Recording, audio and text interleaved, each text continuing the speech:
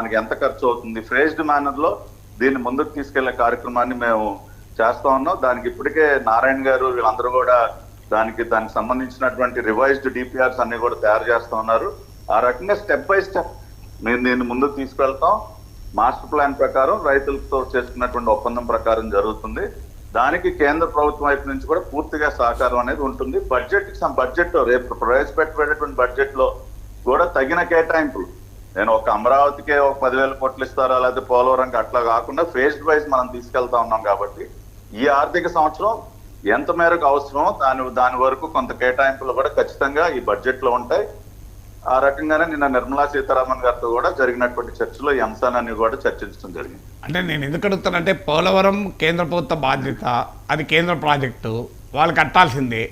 ఇక స్పెసిఫిక్గా రాష్ట్రాలకు కేంద్రం చేయగలిగే అవకాశాలు తక్కువగా ఉంటాయి. డైరెక్ట్గా ఒక రాష్ట్రానికి ఓ 10,000 కోట్లు 50,000 కోట్లు వట్టిగానే ఇచ్చేయలేరు. కానీ అమరావతి విషయంలో పార్లమెంట్ చట్టం, రాష్ట్రాన్ని విభజించింది పార్లమెంటు, అందులో సీమాంధ్ర ప్రజల అభిష్టానికి భిన్నంగా విభజించారు. హైదరాబాద్ లాంటి మహానగరం లేని ఆంధ్రప్రదేశ్ సృష్టించారు. అలాంటప్పుడు కేంద్ర ప్రభుత్వం పైన ప్రత్యేక బాధ్యత ఉంటుంది. ఇదేదో బీహార్ ప్రత్యేక హోదాతో సంబంధం లేదు. ఇప్పుడు వన్ లైవ్ ఎగ్జాంపుల్ మీరు నన్ను చూశారు. అమరావతి రాజధాని ఔటర్ రింగ్ రోడ్ ప్రాజెక్టు గతంలో కేంద్రం మేము భూసేకరణ ఖర్చు మేము చేయమని చెప్పింది, కానీ నేను ఒప్పుకున్నారు. మేము భూసేకరణ కూడా మేము డబ్బులు ఇస్తామని ఒప్పుకున్నారు. మిగతా రాష్ట్రాల్లో ఆ రకంగా లేదు. నేషనల్ హైవేస్ వాళ్ళు ఎక్కడా కూడా ల్యాండ్ ఎక్విజిషన్ డబ్బులు ఎవరు, ఆయా రాష్ట్ర ప్రభుత్వాలు మీరు ల్యాండ్ ఎక్వైర్ చేసుకుంటే మేము ప్రాజెక్ట్ కంప్లీట్ చేస్తాం అంటారు. కానీ నిన్న they said we will do land acquisition also, we will spend money for that also. So that is a very positive indication from the central government. సో ఆ రకంగా వాళ్ళు పూర్తిగా కమిటెడ్ గా ఉన్నారు.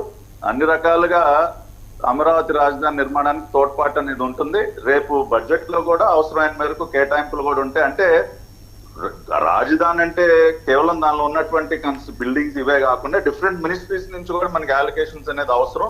కాబట్టి అట్లా వేరే మినిస్ట్రీస్ వైపు నుంచి కూడా అలొకేషన్స్ ఉంటాయి. ఖచ్చితంగా రేపు మన రాష్ట్ర బడ్జెట్ కి సంబంధించి కూడా కేంద్ర బడ్జెట్ ప్రవేశపెట్టిన తర్వాత ఆ రకంగా కేటాయింపులను పరిశీలించుకుని మళ్ళీ మనం స్టేట్ బడ్జెట్ కూడా మనం ప్రవేశపెట్టుకోవాల్సిన అవసరం ఉంది. డెఫినెట్ గా అటువంటి సహకారం అనేది ఉంటుందని మేము ఆశిస్తాం.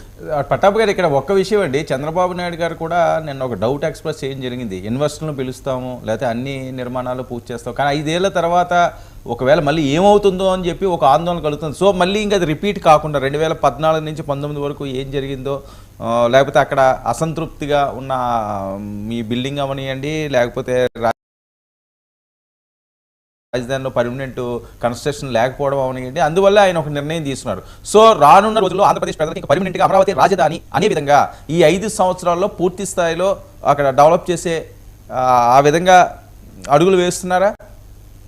ఖచ్చితంగా. ఇప్పుడు ఇందాక నాగేశ్వర గారు అన్నారు, ప్రజలు ఒక డిసైసివ్ వర్డిక్ట్ ఇచ్చేసారండి. కాబట్టి Amaravati will remain as the people's capital, దానిలో డిస్కషన్ కి తావులేదు. ఆ రకంగానే మేము అంటే మళ్ళీ రేపు ఇంకెవరో వచ్చేసి ఇంకా దాన్ని మార్చేటటువంటి ప్రయత్నాలు కూడా జరిగే అవకాశం లేకుండా కూడా అవును ఇక్కడ నిర్మాణాలు చేయటమే కాకుండా భవిష్యత్తులో నాకు తెలిసి గతంలో అమరావతిని వ్యతిరేకించినటువంటి పార్టీ గాని ఆ నాయకుడు గాని మళ్ళీ ఈ రాష్ట్రంలో పునర్జీవం పోస్తున్నటువంటి అవకాశాలు దాదాపుగా లేవు. కాబట్టి అటువంటి ఆ రకంగా కూడా మనం భయపడాల్సిన అవసరం లేదు. అటువంటి వారు పునర్జీవం పోసుకునే అవకాశం కూడా మేము ఇవ్వము. అటువంటి పరిపాలన మీరు చూస్తారు. కాబట్టి అటువంటి భయాలు కూడా మనం పెద్దగా పెట్టుకోవాల్సిన అవసరం లేదు.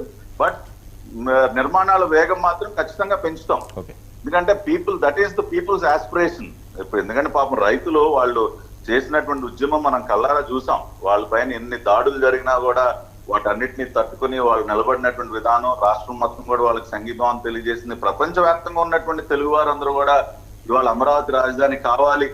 ఇప్పుడు గతంలో ఆంధ్రప్రదేశ్ గురించి మనం మాట్లాడుకుంటే ఎంతో గర్వంగా చెప్తున్న వాళ్ళం. నేను I have told many countries, నేను ప్రత్యక్షంగా ఎన్నో దేశాలు పర్యటించినప్పుడు గత 5 సంవత్సరాలు అందరూ కూడా బాధపడుతూ ఉండాలి. సార్ మేము ఆంధ్ర నుంచి అంటే చెప్పుకోవడానికి మాకు సిగ్గుగా ఉందండి. ఆంధ్ర అంటే గంజాయి క్యాపిటల్, డ్రగ్స్ క్యాపిటల్ అని మాట్లాడుతూ ఉన్నారు. ఏదో తుగ్లక్ మోడల్ ఏదో ప్రవేశపెట్టారని మాట్లాడుతూ ఉన్నారు. ఎంతో అవమానకరంగా ఉంది మాకు. So we will also be A part of the development of the state. మళ్ళీ మేము తలెత్తుకునే విధంగా గర్వంగా ఎస్ వీఆర్ ఫ్రమ్ ఆంధ్రప్రదేశ్ అని చెప్పుకునే విధంగా మన రాష్ట్రాన్ని ముందుకు తీసుకెళ్ళడానికి మా తోడ్పాటును కూడా ఇస్తామని చెప్తున్నారు. కాబట్టి the entire Telugu community across the globe is committed towards the state of Andhra Pradesh. Okay. మొన్న ఎన్నికల సందర్భంగా మీరు చూసారు, కొన్ని లక్షలు ఖర్చు పెట్టుకుని ఒక ఓటు వేయడానికి వచ్చారండి. ఏదో ఒక్కొక్కరు 4-5 లక్షలు ఖర్చు పెట్టుకుని ఒక ఓటు వేసి వెళ్ళారు. అంత కమిట్మెంట్ మనం ఎప్పుడు చూడలే గతంలో. కాబట్టి that is the spirit of the Telugu community across the globe. So అందరి భాగస్వామ్యంతో, అందరి సహకారంతో, అదే విధంగా ఇంకొక విషయం కూడా చెప్తున్నా, నాగేశ్వర్ గారు లాంటి వ్యక్తుల సూచనలు కూడా మేము తీసుకోవడానికి సిద్ధం. మేము ఎవ్వరికి వ్యతిరేకం కాదు. We always have a positive attitude, constructive గానే మేము ఉంటాం. ఎవరు ఎటువంటి సలహా సూచనలు ఇచ్చినా రాష్ట్ర అభివృద్ధి కోసం ఖచ్చితంగా మేము వాటిని కూడా స్వీకరించి అందరినీ కలిపిన ముందుకు వెళ్తాం. నాగేశ్వర్ గారు, థ్యాంక్ యూ వెరీ మచ్ అండి.